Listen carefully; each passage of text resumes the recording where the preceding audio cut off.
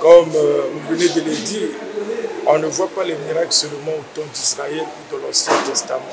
Dans toute la Bible, il y a des miracles. Et déjà dans ce thème que nous avons développé, celui qui parle, c'est le Seigneur Jésus-Christ. Et la mission qu'il donne aux disciples que nous sommes à l'Église s'appelle la Grande Commission. On appelle ça aussi l'ordre suprême ou le grand mandat.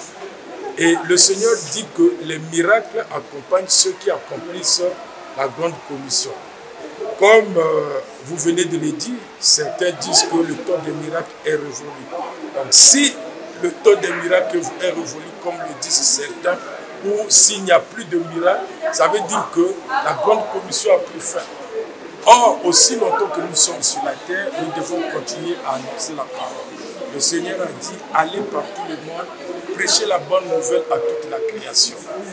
Et ensuite, il dit, voici les miracles qui accompagneront ceux qui auront cru. Lesquels? Ce sont les disciples, ils ont cru en Jésus. Ils ont cru à la grande commission qu'ils doivent accomplir. Et Jésus dit, il y a les miracles qui doivent les accompagner. Donc, les miracles sont d'actualité.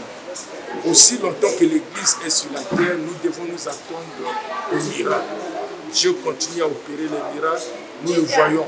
Nous l'avons vu avec des textes à l'appui, comment le Seigneur a opéré des miracles dans la vie des apôtres. Ce n'est pas les apôtres qui accomplissaient les miracles, c'est le Seigneur. La Bible dit qu'il accomplissait les miracles par leur main. Donc les miracles sont encore d'actualité et toujours d'actualité. Bon, c'est comme si on va revenir un peu à l'enseignement tout entier. Donc quand Jésus a parlé, il a donné l'ordre aux disciples d'aller annoncer la bonne nouvelle, c'est-à-dire accomplir la grande commission. Et il dit, voici les miracles qui accompagneront ceux qui auront cru. Et nous avons retenu qu'il y a 5 miracles. Le premier miracle, chasser les démons. Donc quand on chasse les démons, c'est un miracle. Et pendant l'enseignement, dès qu'on a développé ces points, nous avons vu que Jésus lui-même, notre Seigneur, a chassé les démons. Et ça, c'est un aspect que l'Église d'aujourd'hui, que les chrétiens d'aujourd'hui semblent oublier. Il y a ceux qui pensent que quand on parle des démons, c'est un peu comme donner la valeur aux démons et à Satan. Non, Jésus lui-même a accordé l'importance à cela. Il a chassé les démons et il a ordonné aux disciples de chasser les démons. Et nous l'avons vu lui-même, il a chassé les démons. Et c'est très important que nous puissions chasser les démons. Et nous avons vu même que quand les démons étaient chassés, ceux qui étaient victimes de la possession ou de l'oppression ont été libérés. Donc c'est important de chasser les démons, de parler les nouvelles langues, de voir un peu, d'être bénéficiaire un peu de tous ces miracles en fait, qui accompagnent ceux qui doivent annoncer la bonne. Aujourd'hui, vous avez mis l'accent sur l'imposition de main au nom de Jésus. Alors, pouvez-vous nous faire un bref aperçu sur ce que vous avez dit? On a mis un accent sur l'imposition des mains parce que c'était le dernier point. Les autres points, on les avait déjà vus. On avait déjà vu chasser les démons, parler des nouvelles langues, saisir les serpents et boire des breuvages mortels et ne pas en mourir. On a vu ça le mardi. Malheureusement, tout le monde n'était pas là. Donc aujourd'hui, c'était le dernier point, ou encore le dernier miracle. Voilà pourquoi on a beaucoup plus parlé de l'impôt, puisque les autres, on l'avait déjà vu. Et le Seigneur a dit quoi? Ils imposeront les mains aux malades et les malades seront guéris. Et c'est ce que nous avons fait. On prie.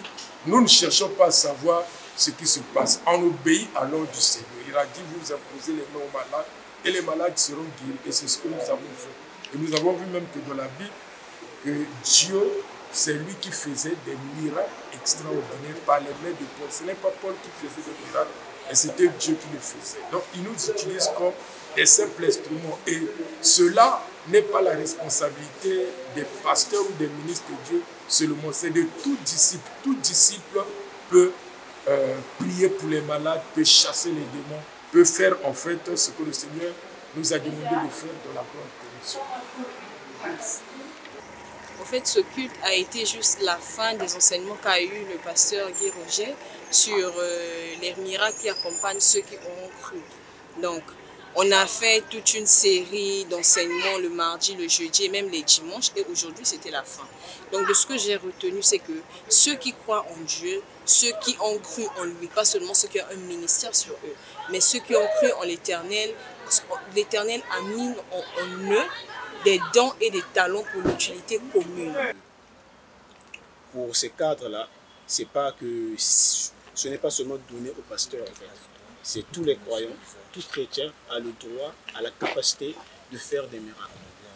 Parce que le Seigneur Jésus-Christ lui-même, il a dit, voici les miracles qui accompagneront ceux qui auront cru. Le Seigneur a dit que ces miracles accompagneront ceux qui auront cru. Donc, la croyance en Dieu, c'est ce qui déclenche le miracle, en fait. Et nous, en fait, le chrétien, personnellement, lui-même, il est un faiseur de miracles parce que Dieu nous a déjà tout donné. Et puisqu'il a déjà tout donné, c'est à l'homme lui-même, au fait, de créer ces miracles. En fait. Donc, voilà pourquoi j'aimerais dire que chaque chrétien a la capacité de faire des miracles. Et cette autorité, ce pouvoir est en nous par le Saint-Esprit. Et il n'y a que le Saint-Esprit qui le fait. Et quand nous voyons dans la Bible, ce n'est pas l'homme qui a créé les miracles, mais c'est le Saint-Esprit qui l'a fait à travers les hommes. Et chaque chrétien, tous ceux qui auront cru, donc cela veut dire que tout croyant, toute personne qui croit en Jésus-Christ, même un enfant, peu importe la catégorie d'âge, toute personne qui croit en Jésus a la capacité de faire des miracles.